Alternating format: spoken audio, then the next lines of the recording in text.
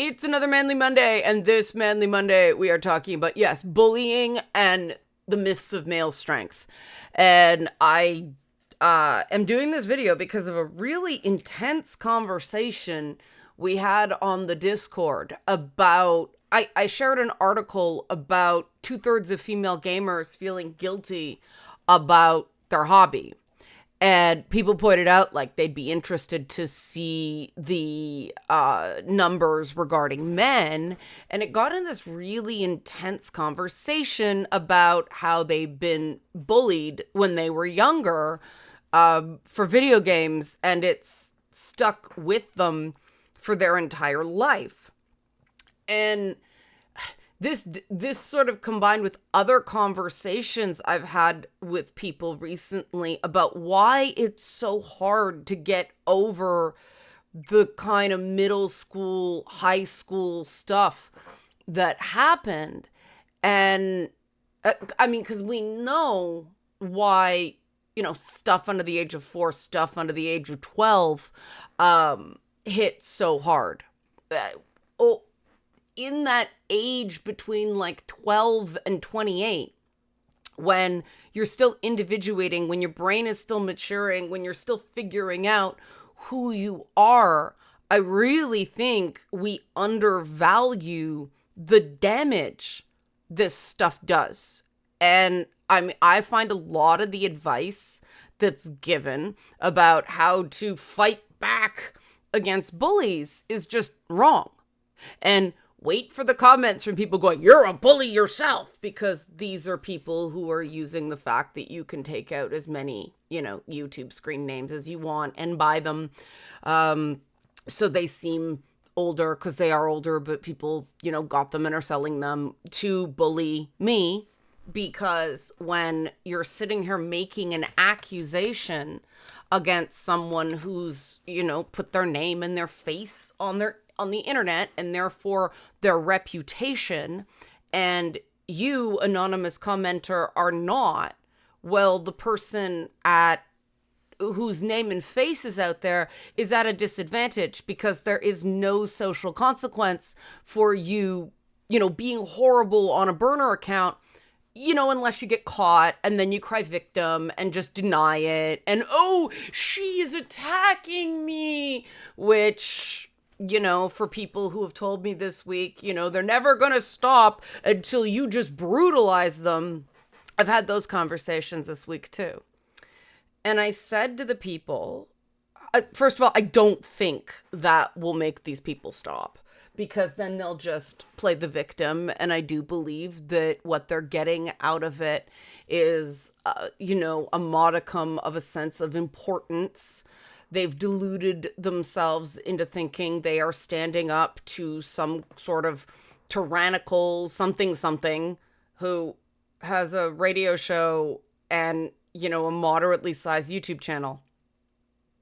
Like, I don't have to hype myself up into more than I am. I'm proud about what I do, but come on. And they use the narrative of she's a bully. And so every time I have a weak moment and clap back, they use it. But I also don't do it because, as I said to the people this week, it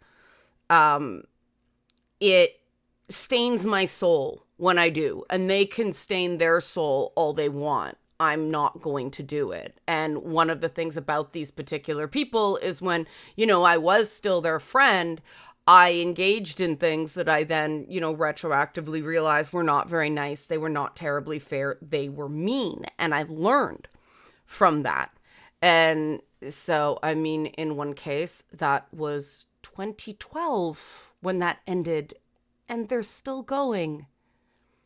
But I'm the problem. So let's get into it. Help support this channel. Become a monthly patron, patreon.com/LeannaK, or buy a one-time Leanna Care session for someone who can use it but can't afford it, coffee.com/LeannaK. Thanks to those who have already helped out with the new laptop. It meant I didn't have to dip into my savings to pay my bills this month. That is always great. It is greatly appreciated. And to be clear, I'm not bringing up my own personal experiences to make it about me on Manly Monday. I'm bringing it up because, I'm not saying this as somebody who believes it's easy to be strong instead of a bully. And this is why I believe in these things I'm going to point out in the differences, because ever since people started talking to me about male hierarchy, I've been watching it really, really carefully. And there are a lot of men who bully other men based on this really, really flawed male hierarchy.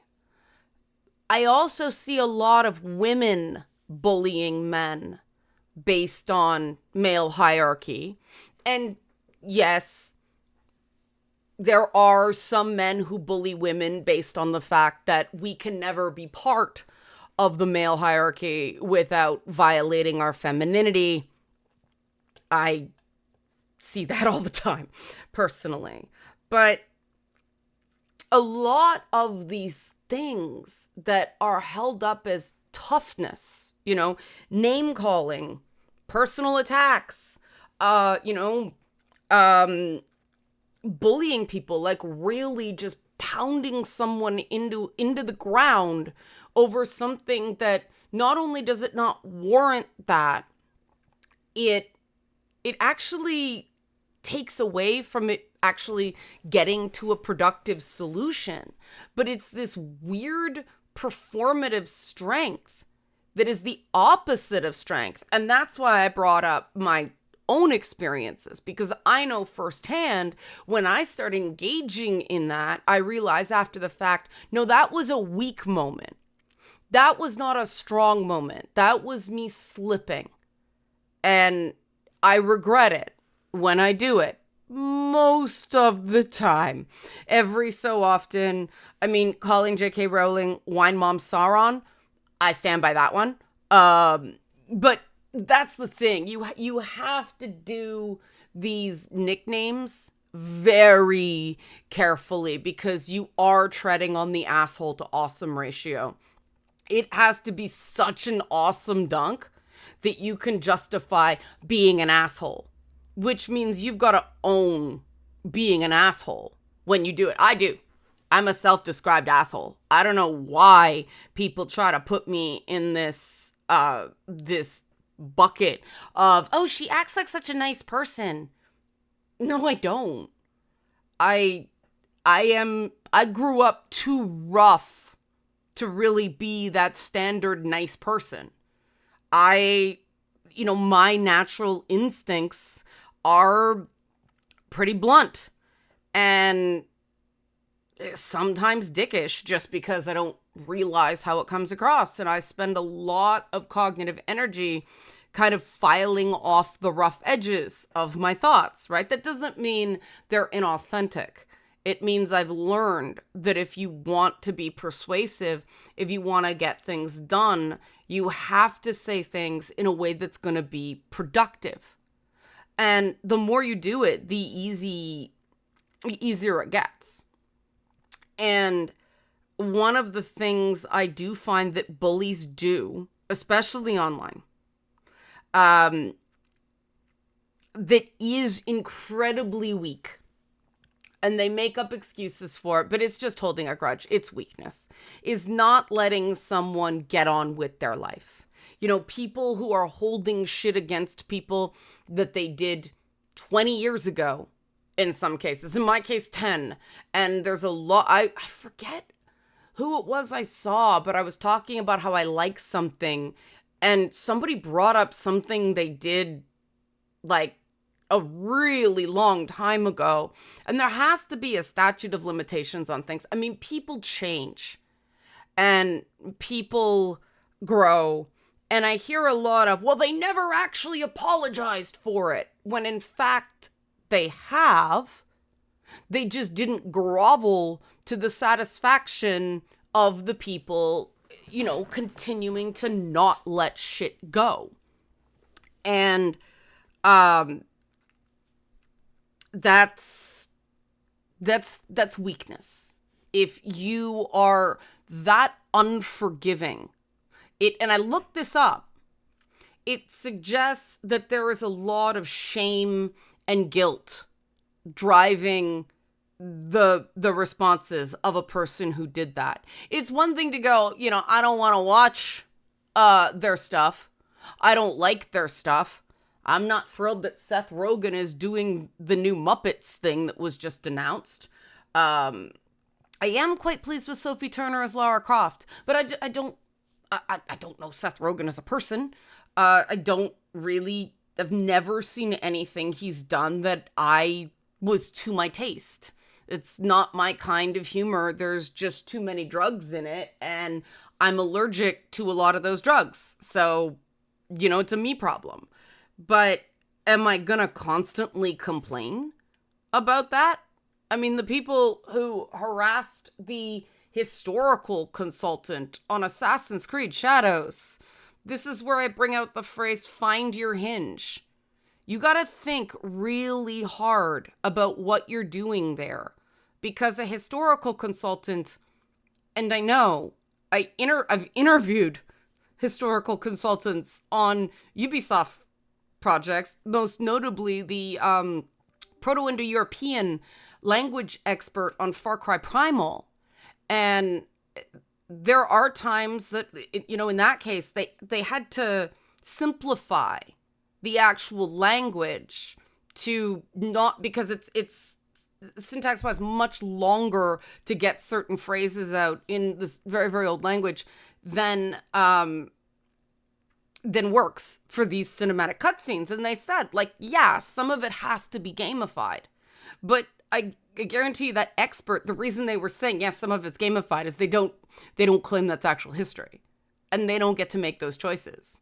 So when you're harassing absolutely anyone who says anything remotely good, or, they worked on a project to try to make something imperfect better, you're being a bully, especially if you're joining a mob. And I don't care what issue you think is so important to do that. It is a form of bullying. If you're not bullying, you're persuading, you're not name calling, you're not personally attacking someone, you're not assuming the worst about their motivations. These are all weakness. I'll get to why in a bit. A persuasive argument is, this is what I'm not pleased about. This is what I think would have been better. And a lot of go, well, it's not up to me to figure out what would be better. Except if you don't have an alternative, what are you doing? If you don't have something you think would have been an improvement, aren't you just shitting on that person's day by coming at them like a ton of bricks? I mean, think about it.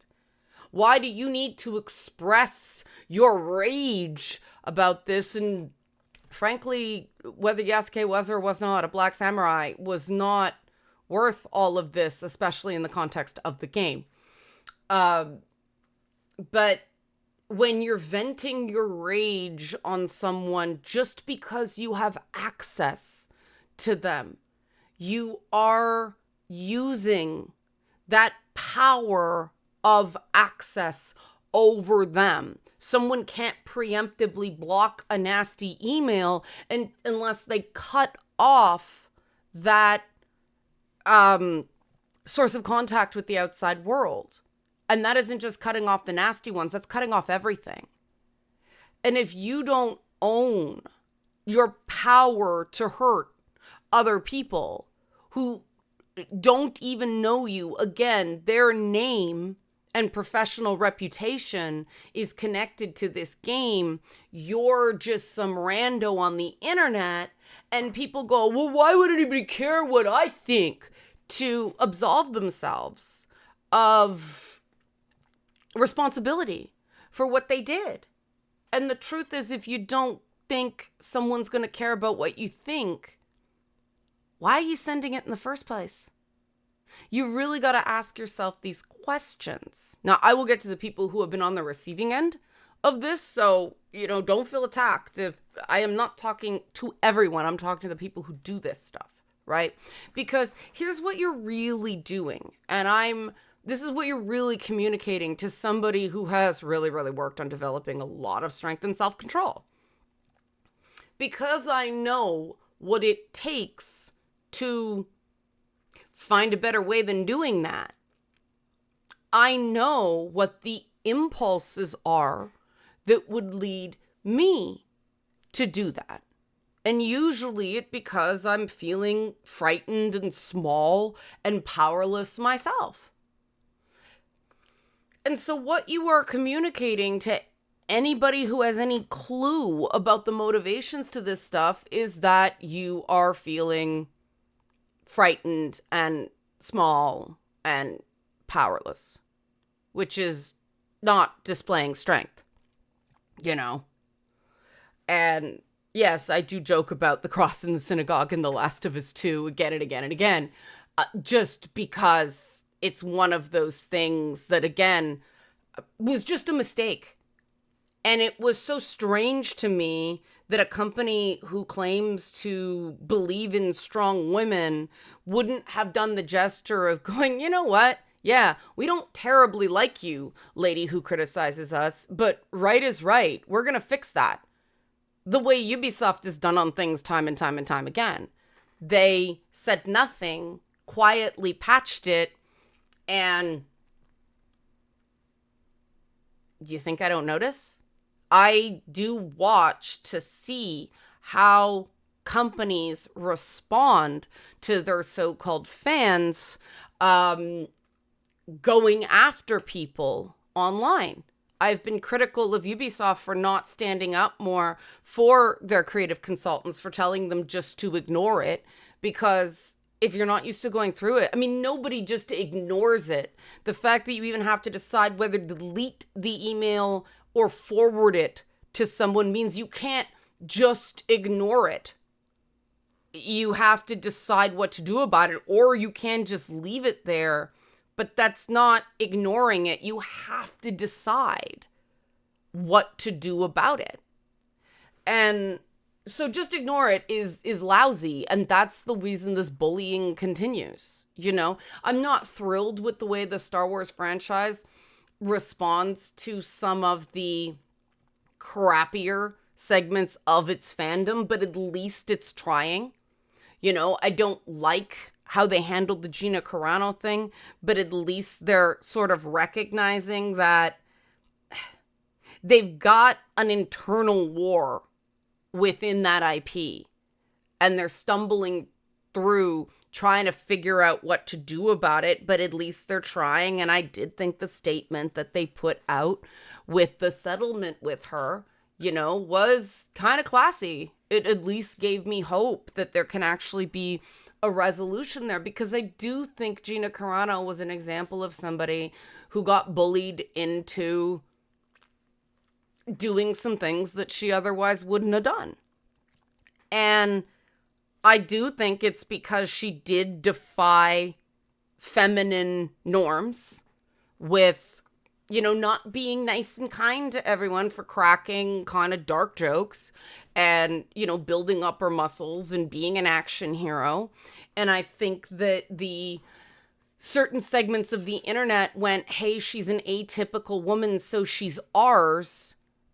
And they forgot all about their protect women messaging, because any woman who violates feminine norms, any woman who sticks their head out and go, hey, I have the right to be seen and take up space and have an opinion. Well, that's unfeminine. That's not handkerchief drop. That's not fainting couch, right? And so suddenly you're put on the male hierarchy pyramid, right? And the male hierarchy pyramid fucking sucks. It does. And when you're somebody like Gina Carano, who's going to be perpetually at the bottom because she's not a man, you're in a no-win situation. But that no-win situation is true for every man. And this is why I think we see men overrepresented at the top of, success markers. and at the very bottom, because it's just so zero sum. And that's why, when you are screaming and attacking, especially in a mob, it is not a display of strength. Because the way we change that, the way we help those guys who are at the bottom get off the fucking mat, is to, oh my God, take our boots off their necks. If they're putting an effort in to do better, reward that, instead of this ridiculous. And I mean, okay, there's going to be some rebuilding because the president of the United States is a horrendous bully. And he's breaking all these norms. And the reason people are so aghast is that showing you can take some knocks, you can take some pretty savage criticism, is because of the fact that you have a lot of power. And people who have a lot of power, you want to see that they have some strength of character, that they have some self-control, that they're not weak-willed. And there's a very weak-willed man running the US right now. And there's a very weak-willed man. I'm going to drop a hot take here. Pierre Poilievre is a very, very weak-willed man. He is a bully. He can't even cut out the criticisms of Carney's negotiations with the US for the good of the country. He is weakening the Canadian negotiators' ability to negotiate from a position of strength because he just can't shut the fuck up. This is not strength. And quite frankly, this is why he lost the last election. It was his to win. But people just didn't see him as leadership material. And I am convinced it is because of that. It is because of the unwillingness to grow.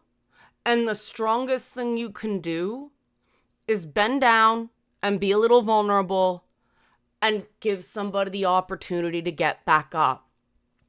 And unfortunately, when this habit of not letting somebody get on with their life, I mean, look at James Gunn, right? He had to have this absolutely astronomical success with Superman. I mean, even then, people were like, well, the box office is soft overseas. It's a failure.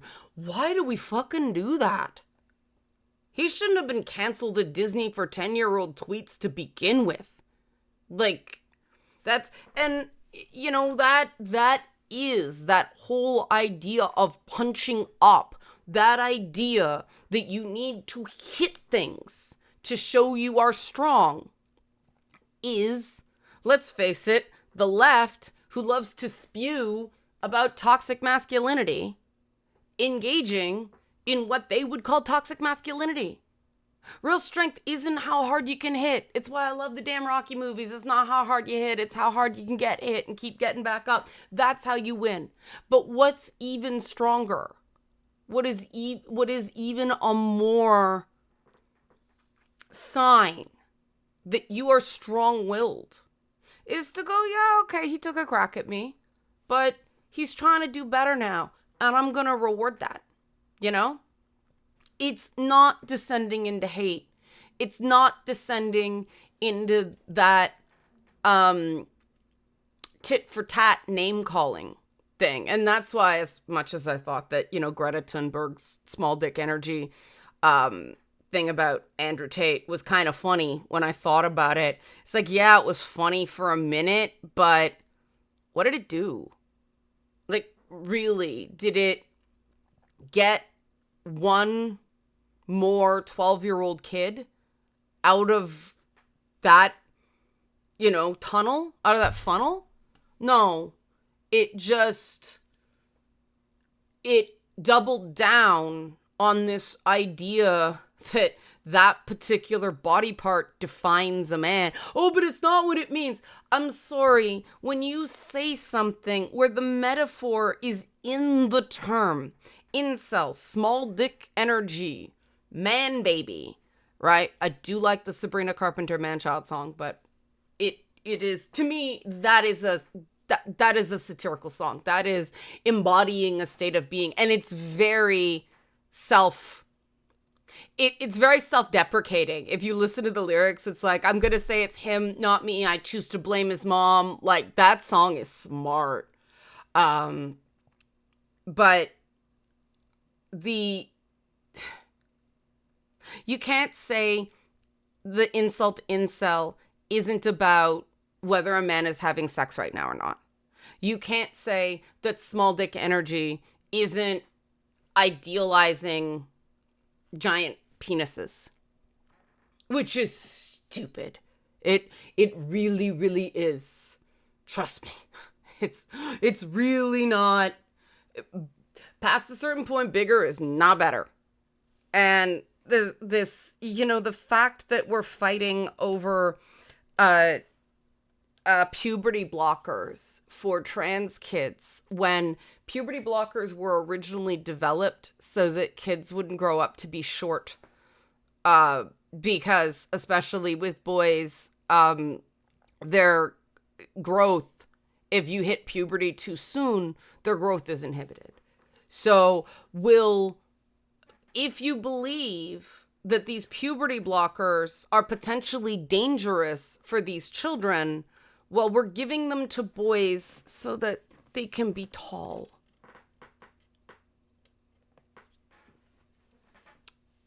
This is why I don't completely disregard the male disposability argument, but I do think it's deeper than just society doesn't care about men.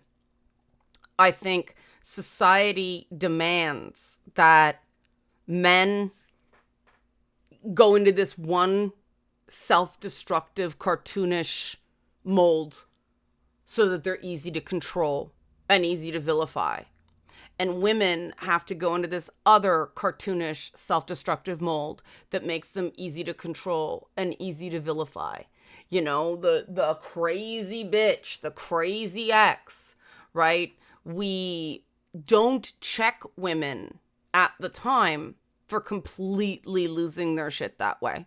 And, taking a baseball bat to their ex-boyfriend's car because he cheated. And I hate being cheated on sucks. I've been there. And I was a teenager, and yeah, I didn't behave well. And saying I did it because I was hurt doesn't make the behavior better. And it's really, this is another thing, the fucking stalkers, like the haters, keep bringing up stuff I did as a teenager. I had CPTSD, and it was misdiagnosed as a panic disorder. Of course I did some awful shit. And this is the last thing I want to talk about, is there's this belief, and this is a manosphere talking point, I'm aware, and I hate even calling it the manosphere because the manosphere is more than one thing. But this idea that you don't apologize, you don't admit fault, you don't own your mistakes. This is absolute weakness. Strong people can do what I just did. Like, yeah, I was unwell. I was misdiagnosed. I was given medications that made me worse instead of better. That doesn't mean my behavior was okay. That takes nothing of me. I am not ashamed of that time. It was, what I did was not good, but could I have done any better? No, I can only do better going forward. And doing better going forward means admitting you've made mistakes. And it is really interesting the way these haters keep focusing on my perceived flaws and my perceived failures, but they keep shitting the bed again and again and again and again and blaming me for their bad behavior. And so they are stuck in the exact same place they were. They can't move on.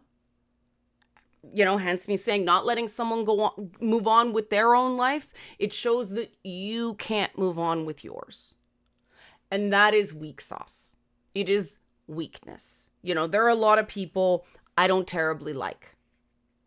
There are people I don't like as human beings, but professionally, I know they're very good at what they do. And so, or they just really need the job because they've got dependents. And so even though they attack my livelihood, I don't go after theirs.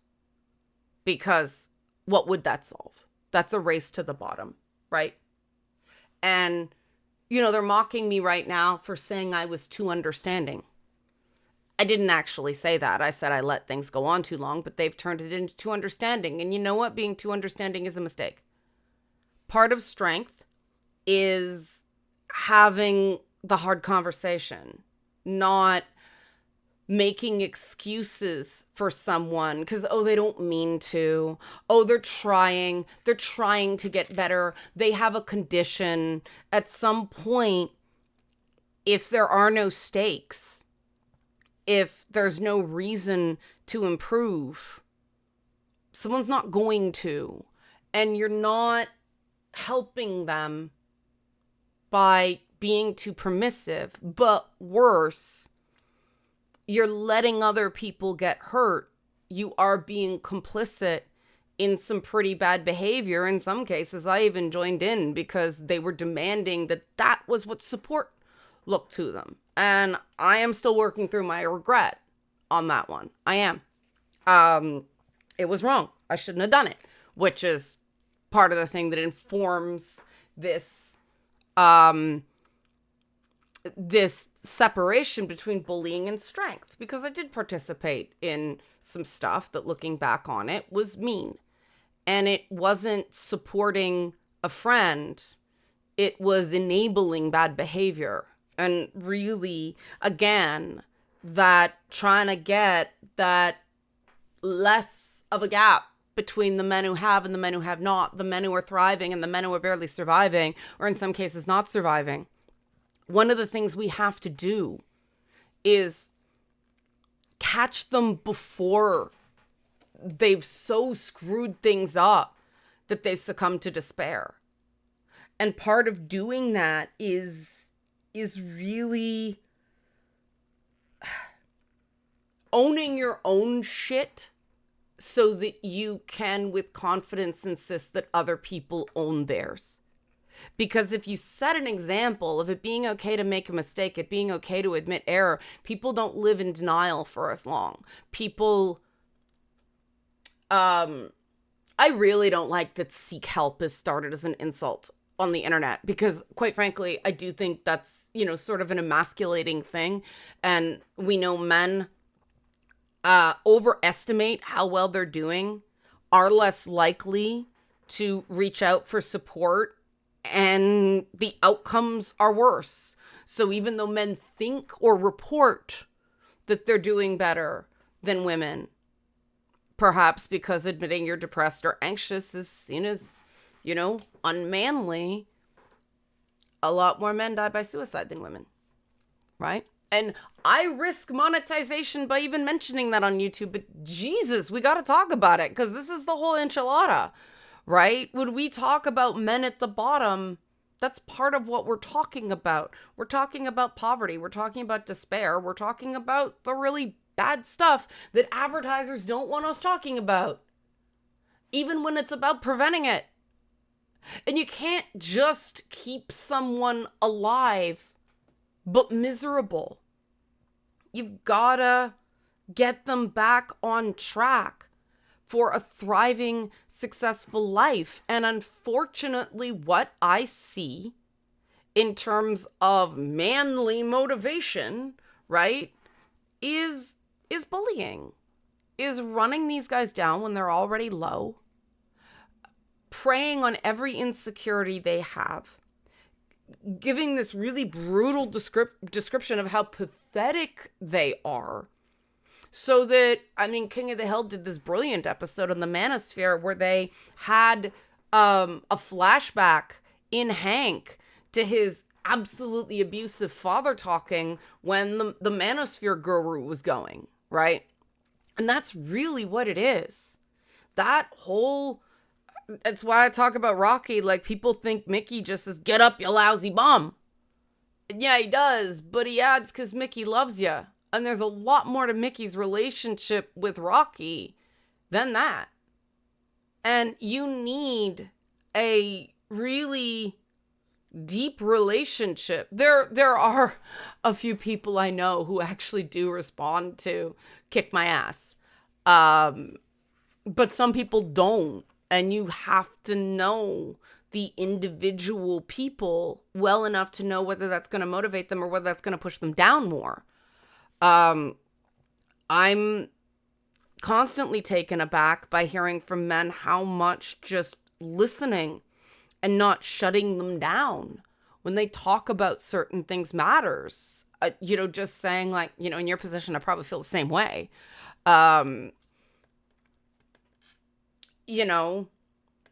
Feelings have to be valid, because if feelings aren't valid, then these guys are never going to really stand on their own 2 feet again, because it's the invalidation of the feelings that is just bogging them down.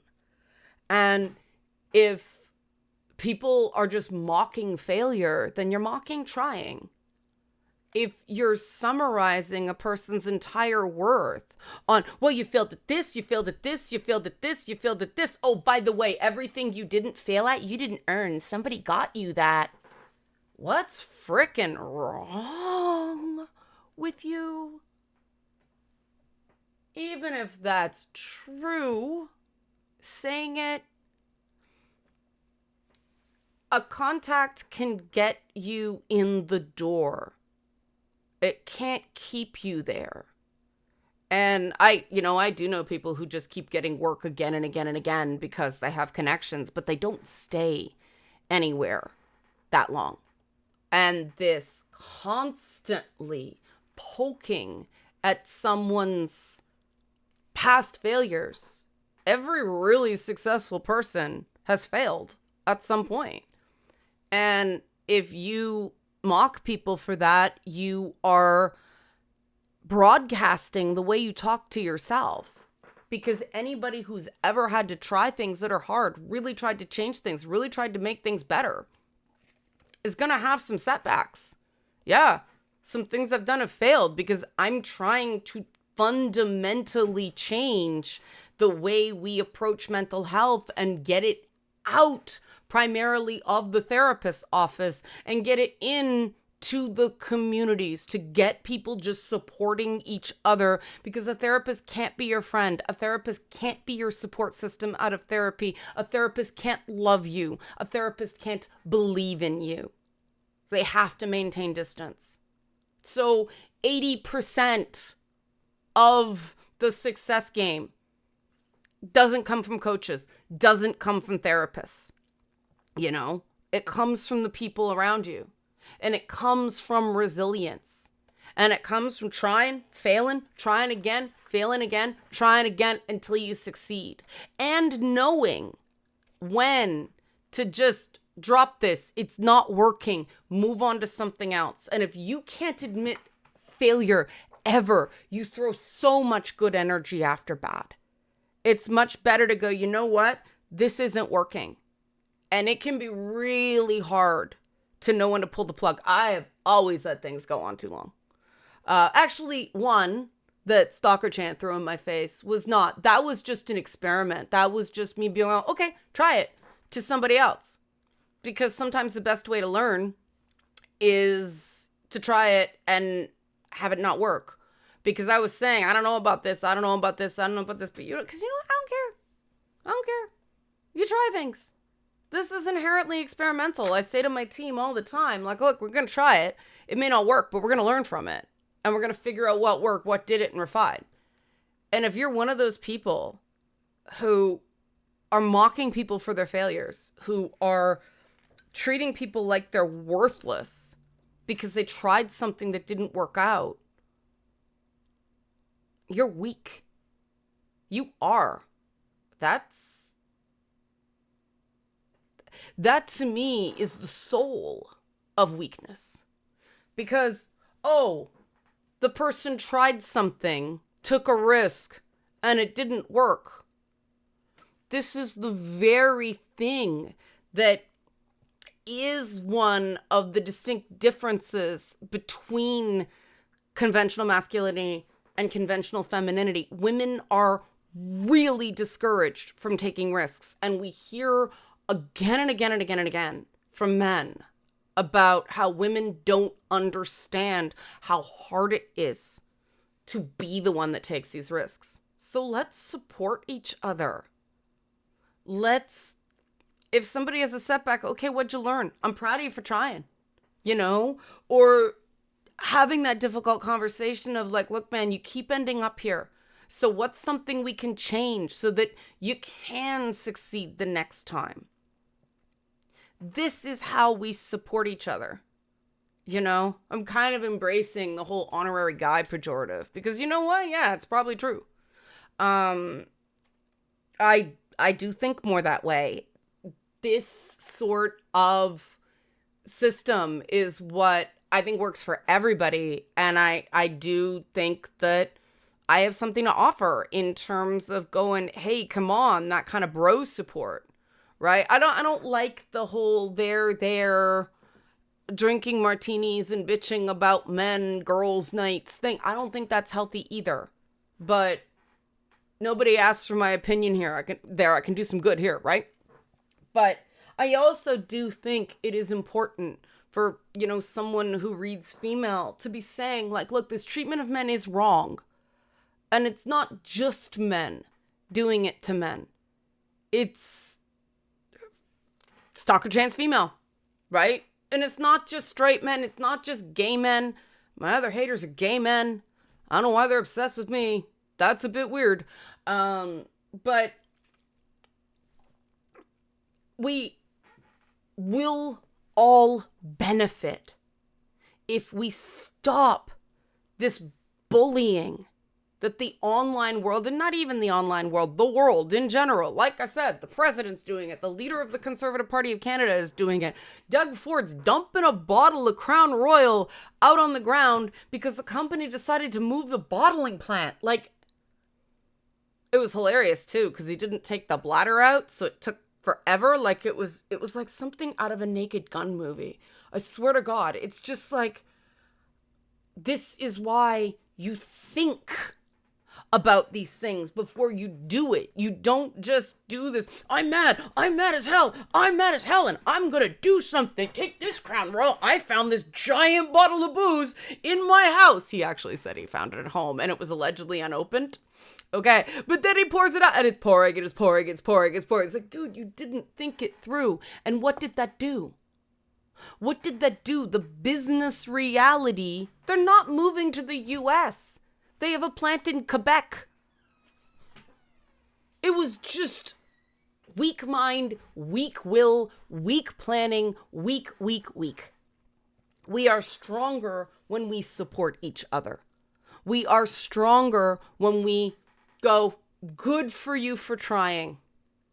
And the only way to truly stand up to bullies is for people with strength, because bullying is about a power imbalance, right?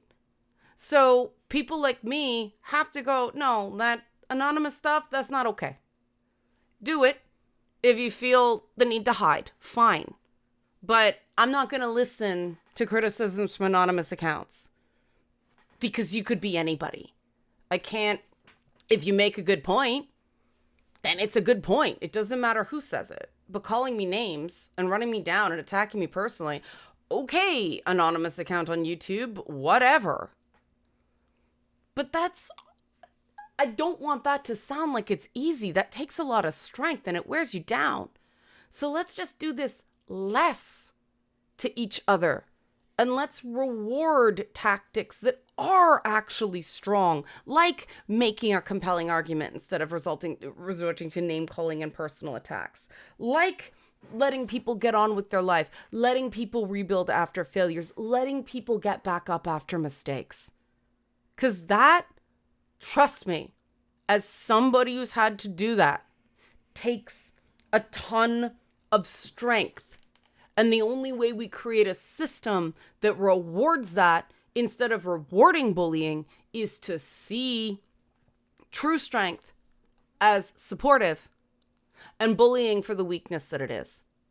Help support this channel. Become a monthly patron, patreon.com/LeannaK, or buy a one-time Leanna Care session for someone can use it but can't afford it, coffee.com/LeannaK. Thanks for watching. Manly Mondays. Like and subscribe if you like this content.